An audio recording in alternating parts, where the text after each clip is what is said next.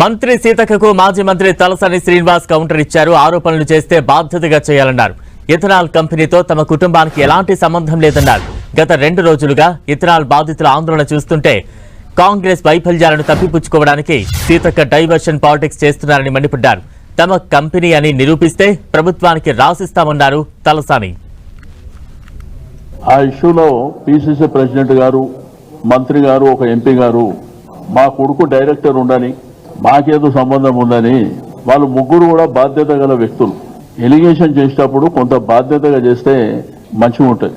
రైతులు పెద్ద ఎత్తున గడిచిన 2 రోజుల నుంచి ధర్నా చేస్తారు. రోడ్ల మీదకి వచ్చిండ్రు, అధికారులను దిగ్బంధం చేసిండ్రు.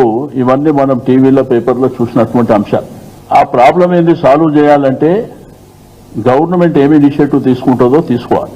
అది పక్కన పెట్టి నా మీద ఏదో ఎలిగేషన్ చేసి ఆ కంపెనీకి మా కొడుకు కానీ మాకు కానీ ఎటువంటి సంబంధం లేదు.